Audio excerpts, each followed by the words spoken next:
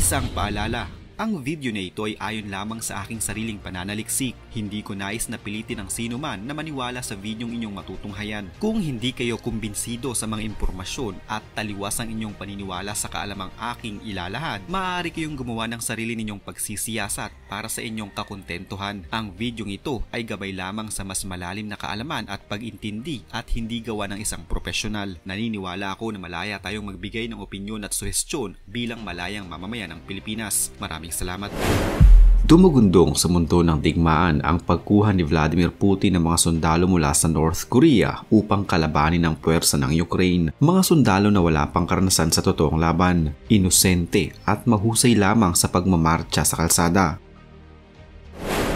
Kinailangan itong gawin ni Putin dahil na din sa nauubusan na ito ng mga sundalo mula mismo sa sarili nitong bansa. Ang naging plano ni Vladimir Putin ay pagpanggapin ng mga ito ng mga sundalong Russians. Kaya din naman binihisan niya ito ng mga uniforme ng mga sundalo nila tsaka binigyan ng mga peking dokumento na nagpapakitang sila ay mga residente ng isang rehiyon sa Siberia. Subalit kahit paata iparetoke ito isa-isa ni Putin ay mahalata pa din ng marami na hindi sila mga Russian soldiers, lalo na sa mga lumabas na balita noong isang araw lamang. Ang mga sundalo pala ng North Korea ay tila umiiba ng landas at kumakampi sa kanilang mga kalaban. Hindi pa man sila nakakabaril para sa Russia ay nasa kabilang panig na ang kanilang simpatsya. Isa nga bang malaking pagkakamali para kay Vladimir Putin na kumuha ng mga bagong magiging kakampi niya? Ang magiging kahihinatnan kaya nito ay tila inarmasan mismo ni Vladimir Putin ang mga magiging kalaban niya sa hinaharap. At bakit nga ba isinasakripisyo ng Pyongyang ang mga resources nito para sa Russia? Sa tulong na ginagawa ng NATO at iba pang mga bansa sa West, hindi kinakaya ng Russia ang Ukraine kahit pa napakaliit lamang ng bansang ito. Nagkaroon pa ng isang pagkakataon sa taong ito. Sa loob lamang ng 2 buwan ay namatayan ng nasa 70,000 mga sundalo ang Russia dahil sa matinding pag-atake ng Ukraine. Noong una iilan lamang ang mga sundalo ng Ukraine at hindi inaasahan ni Putin na bigla na lamang dadami ang mga ito at makakaya silang todasin. Sa maraming pagkakataon na umaatake ang Ukraine, kadalasan ay hindi nakahanda ang Russia at tila kulang sila sa preparasyon. Kaya ang ending, palagi silang nadedehado. Dahil dito, mas pinaghandaan ng Russia ang pagpaparami pa ng kanilang mga sundalo at kumuha ng mga bagong isasabak sa laban. Kahit pa ang mga kriminal at mga tambay sa kanilang mga kanto. Hindi na din dumadaan ang mga ito sa mga tamang pagsasanay at agad na din silang isinasabak sa laban. Pero ang pagkuha nila ng mga sundalo na mula sa mga nasa bilangguan at sa kung saan-saan ay hindi naging sapat upang tustusan ang kanilang pangailangan at tila nakukulangan pa si Vladimir Putin. Kaya dito na nga pumasok ang mga sundalo mula sa North Korea. Hindi nagdalawang isip ang North Korea na magpadala ng sundalo sa Russia bilang kilala naman ang mga bansang ito na magkaalyansa at nagtutulungan. Sa bagong kasunduan nila sa bansang ito, marami ang naging mga pagbabago at mas lalo pang tumaas ang level ng kanilang relasyon. Bukod din sa obligasyon talaga ng North Korea na padalhan ng mga sundalo ang Russia, bayad din pala ang mga sundalong ito ni Kim Jong-un na nasa Russia. At muli, uulitin ko, hamak na mas mababa ang pasweldo sa mga North Korean soldiers kumpara sa mga sundalo talaga ng Russia mula sa kanilang mismong bansa, kaya naman malaking katipiran ito para kay Vladimir Putin. Subalit, hindi nangangahulugan ito na jackpot na ang Russia dahil sa dami ng mga issue na kanilang kinakaharap sa itinuturing nilang mga bagong kakampi. Hindi ko nauulitin ang mga ito dahil napanood nyo na ito sa mga nauna ko ng video. Ayon pa noon sa mga eksperto, imbes umano na maging katulong ng mga sundalo ng Russia ang mga sundalo ng North Korea ay baka sila pang dapat na iligtas mula sa kalagitnaan ng digmaan. Language barrier, mahihinang sundalo, mga wala pang karanasan, hindi marunong gumamit ng mga bagong armas, pagka-addict sa panonood ng porn at walang alam sa kung ano ang kanilang kaharaping mga kalaban. Hindi biro ang mga issue na ito dahil maaaring sa huli, imbes na Ukraine ang tinatarget ng mga ito, sa kalituhan at sa kainosentehan ay mga kakampi na ng mga ito ang kanilang na palang pinupunteriya na sa katunayan ay nangyayari na pala. Ayon sa isang ulat mula sa isang Ukrainian broadcasting company, 18 mga sundalo ng North Korea ang basta na lamang iniwan ang kanilang mga posisyon sa Kursk. Maaaring dahil na rin sa takot nila at sa hindi pagkahanda ng mga ito na sumabak sa totoong giyera. Ayon sa mga lumabas pang ulat, ang mga North Korean soldiers umano na tila bumaligtad sa kanilang bansa ay tumatakas sa pamamagitan ng pagtawid lamang sa mga borders ng Russia at China. Nakakarating ang mga sundalong ito hanggang sa Mongolia at sa northern part ng China. Habang iba naman ay nakakarating sa mga kalapit pa nitong mga bansa gaya ng Thailand, Laos, Vietnam at Cambodia. Pero ang kanilang pinakamadalas na finish line at pinakamalapit sa kanilang bansa ay ang South Korea.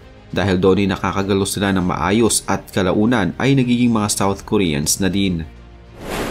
Pero sa Russia, ang mga maituturing na taksil ng North Korea at gulong-gulo sa mga nangyayari ay walang ibang pinupuntahan kundi sa Ukraine. Sa bansang ito na noong una ay tinuturing din ang kalaban, kalaunan pala ay sila pang sasalo sa kanila lalo na kung gulong-gulo na sila at hindi na alam ang kanilang mga gagawin. Mula noong 11 ng Nobyembre, ayon sa Ukrainian Defense Ministry, ang Russia ay nakapag-deploy na ng nasa 50,000 mga tropa nito sa Kursk at tinatayang nasa 10,000 sa mga ito ay mga sundalo mula sa North Korea. Pero hindi pa din sila nakakasiguro sa bilang na ito dahil na nga din sa ulat na karamihan sa mga sundalo ng North Korea na nakadeploy sa Ukraine ay pinagsuot ng mga uniforme ng Russia at hindi mahalata na mga North Koreans ang mga ito sa kalayuan. Hanggang sa ngayon ay may malaking bahagi pa rin ng Kursk region ang kontrolado ng mga Ukrainians at kahit pa magpadala ng mga nasa libo-libong sundalong North Korea ng Russia ay hindi pa din sasapat ang mga ito lalo pa na ang ilan sa mga ito ay bumabaligtad na at kumakampi sa Ukraine. Ito ay dahil na din sa mga ang sundalo ng Ukraine ay may matagal ng karanasan pagdating sa totoong laban.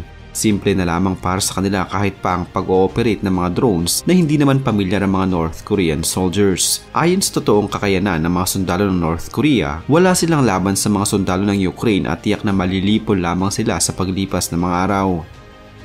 Ayon sa mga tala, nasa 1,200 mga sundalo ng Russia ang namamatay sa kada isang araw lamang. Kaya ang bilang ng mga North Korean soldiers na nakadeploy sa Kursk region ay parang wala ding magiging bilang dahil agad din na maubos sa mga ito sa loob lamang ng ilang linggo.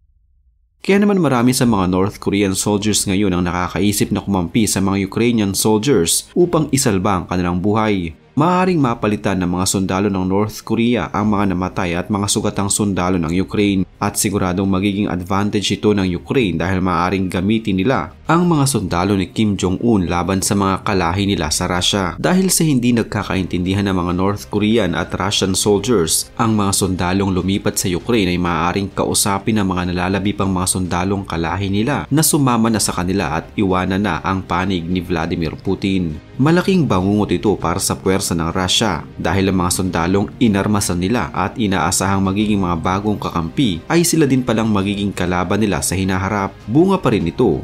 Mapapaisip din ng Russia na ang mga sundalo ng North Korea na noong una ay kakampi nila ay hindi pala nila totoong maasahan sa oras ng kagipitan.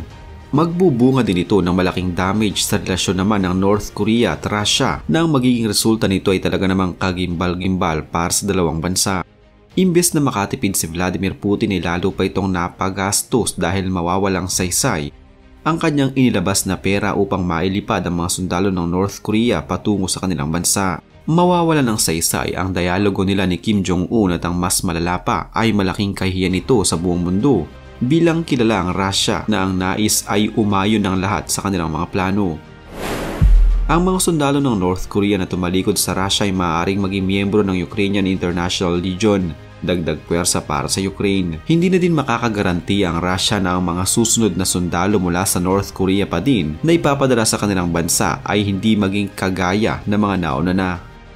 Tila nagkakatotoo nga ang sinabi ng marami na ang mga sundalo ni Kim Jong-un ay magiging pabigat lamang para sa bansang Russia. Hindi umano makakatulong ang mga ito lalo at napakaraming mga balakid para lumaban ng magkasama ang mga sundalo ng dalawang bansa. Isa pa sa pinakamalaking dahilan kaya naniniwala ang mga eksperto na walang magiging tulong ang mga Koreano sa mga Ruso ay dahil wala pang sapat na trainings ang mga ito. Hindi pa din nasasabak sa totoong labanan ng mga sundalo ni Kim Jong-un at ang pinakahuling sabak nila sa totoong giyera ay noon pang Korean War, mga taong 1950s. Marami ngayon sa mga bansa, lalo na ang Ukraine, ang ginagawang katatawanan ng mga sundalong ipinapadala ng Kim Jong-un para tulungan ng Russia. Subalit sa isang lumabas na video sa internet, Imbes na at nakihina mga sundalo ng North Korea ang mga sundalo ng Ukraine ay makikitang nagpapaturo ang mga ito kung paanong gamitin ang kanilang mga armas at kung paanong magsalita ng Russian. Makikita sa video na kaswal lamang at parang walang nagaganap na kaguluhan sa pagitan ng dalawang panig. Это только начало, там еще дальше.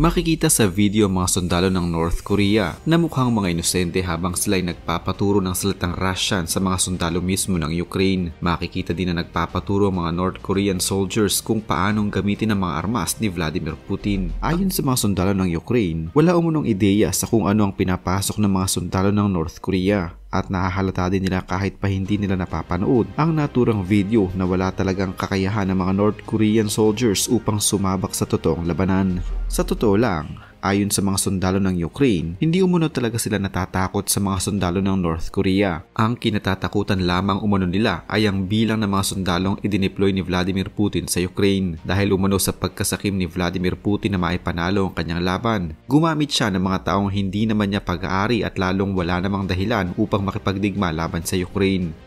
Nagawang magpahamak ng mga inosenteng tao ni Vladimir Putin para lamang manalo sa laban na ito sa Ukraine. Mga tao na hindi man lamang alam kung paanong gamitin ang kanilang armas, hindi naintindihan ang salita ng kanilang mga kakampi at kung anong klase ng giyera ang kanilang kahaharapin.